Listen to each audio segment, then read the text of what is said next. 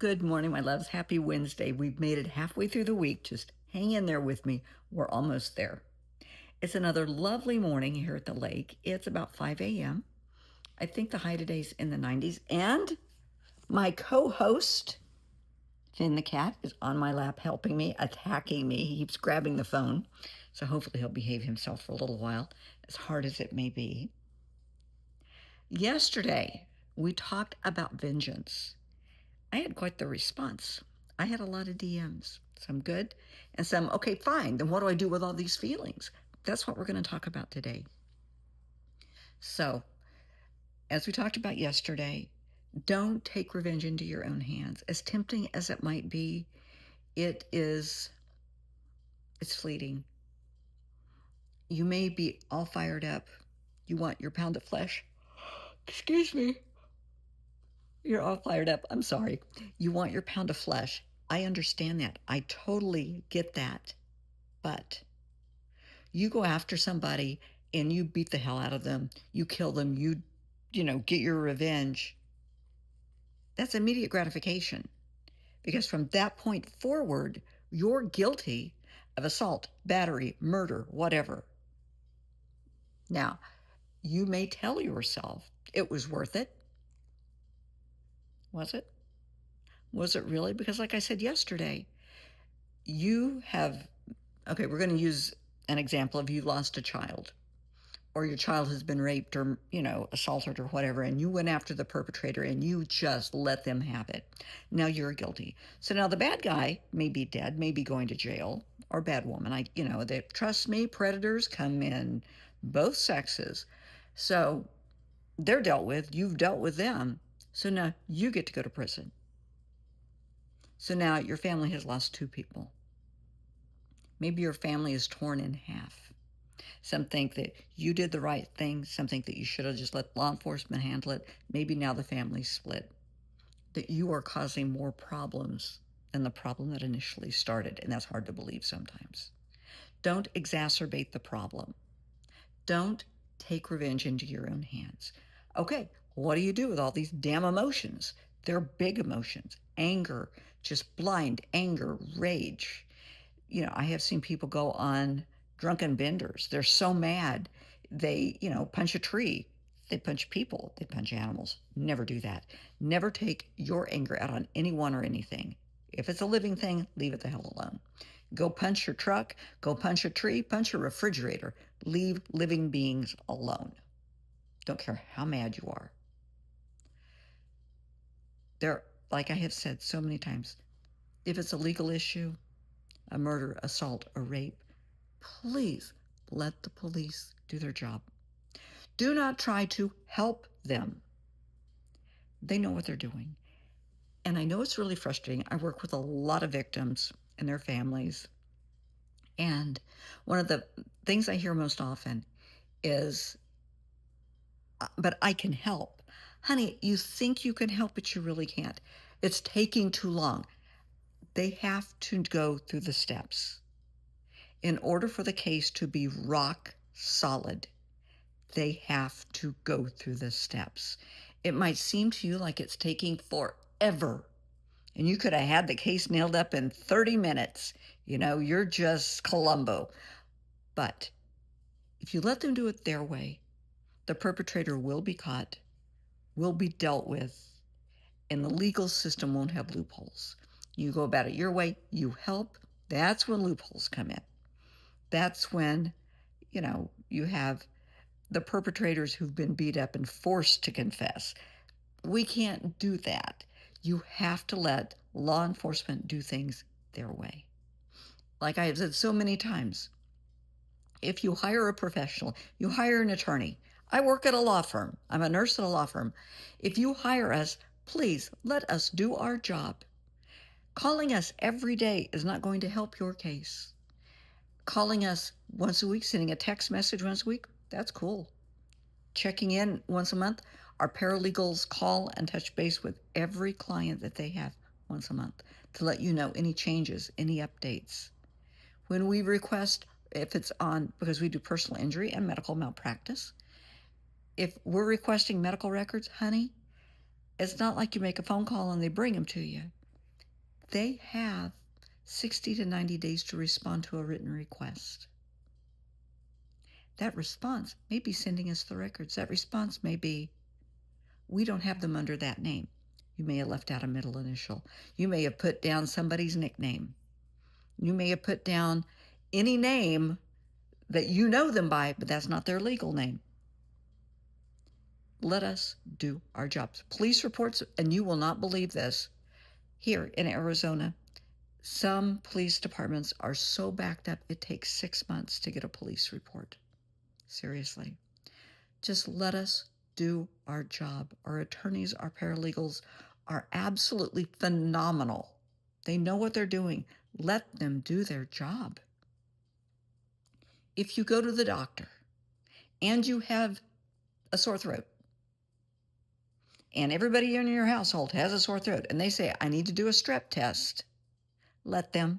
Don't say, well, I know what it is. Well, of course you do. Let them do the strep test. They're doing it for more than one reason. One, they want to make sure you don't really have strep throat, because just because your kid doesn't have it doesn't mean you don't have it. And then your kid's going to catch it, or vice versa. And they need to cover their bases for malpractice. If they are sued, they need to show that they took all the right steps. It's all about doing the right thing in the right order. So if you go to the doctor and they want to do x-rays, let them do x-rays. If they want to do tests that are reasonable, that are affiliated with your illness or your symptoms, let them. Let them do their job. Now, as you know, those who follow me, I'm a breast cancer survivor. Every year I go for my annual exam.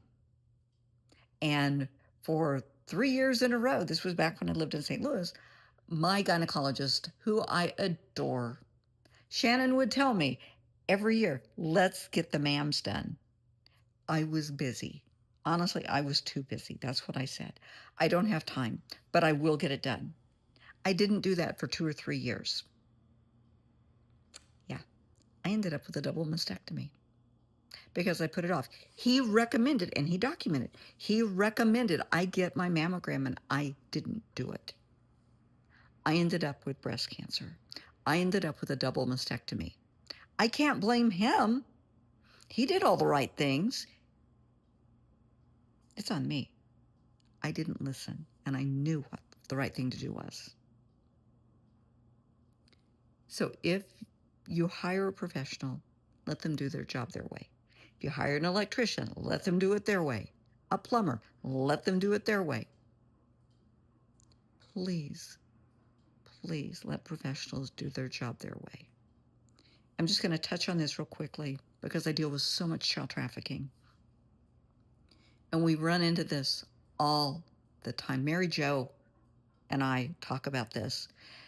We'll get word that there's a child missing, and it's not like not every child that's missing has run away from home. A lot of kids will go to the game. They'll be chatting with someone online that they think they know. And the next thing you know, your child has been abducted. And it's not like they're going to send a ransom note. They're probably going to get your child into human trafficking. Your child may be used for sex, for drugs. God only knows what their intent may be. The perpetrator doesn't care. They get paid by the body. It's a commodity. It's a job. They don't care. When the police ask for your child's phone and computer, let them have it. Don't go through it.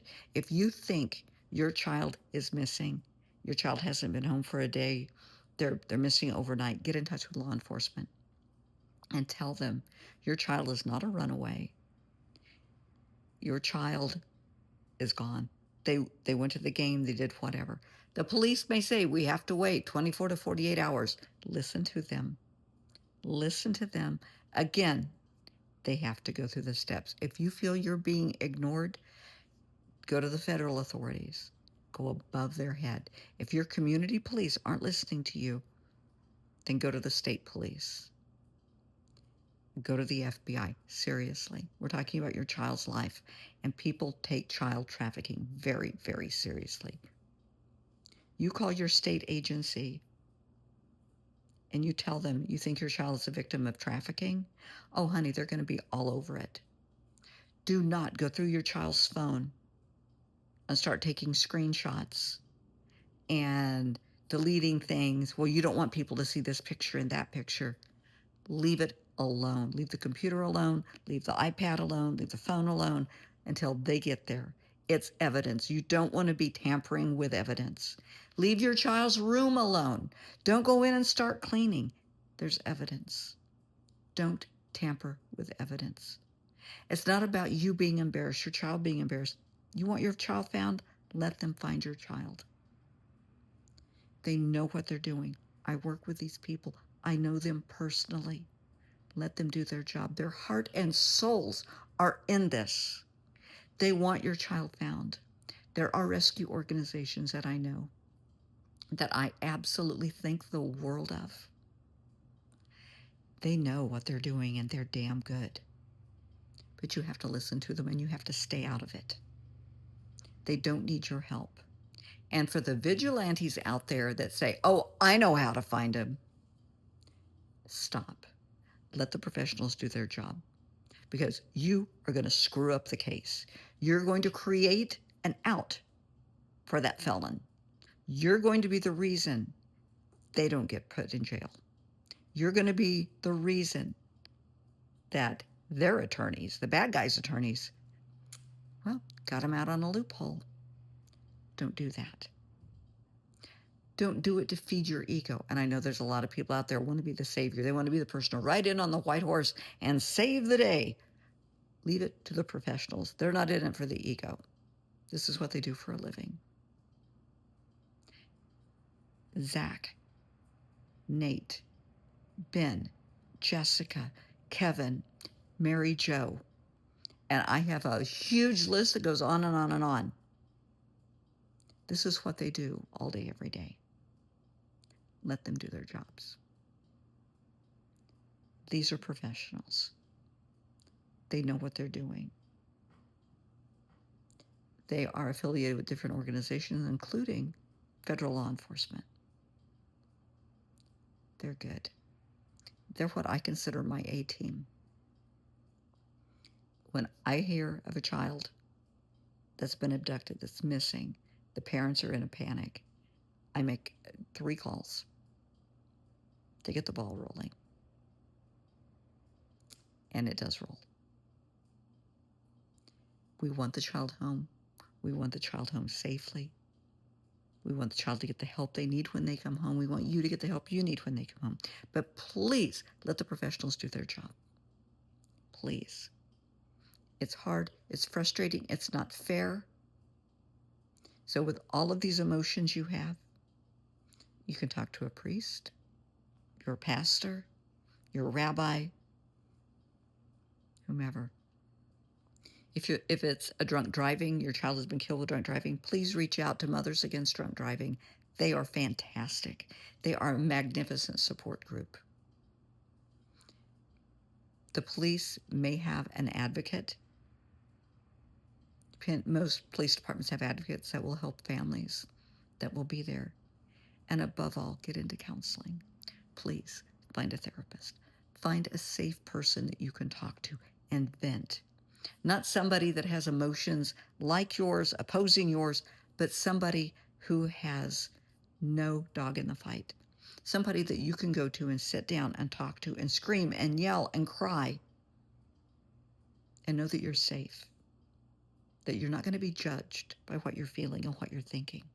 But you need to get those feelings out safely. Please get the therapy that you need. Listen to your therapist. We know what we're talking about. I've been working with families.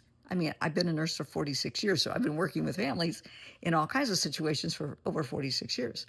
But I'm trying to think what year I got a degree in family development. I want to say it was 2007. I think that's right. And that's when I really started working with state agencies, and I saw the dirty side, the child molestation, the child abuse. I mean, as a nurse, I've seen it, but not to this degree. Not when you go into the homes and you see it. So when you go to an expert, trust them, listen to them, but please get the help that you need, get the help that you deserve. Because we all need a safe space. We all need experts. We need that go-to. But it's a team effort. You have to trust them.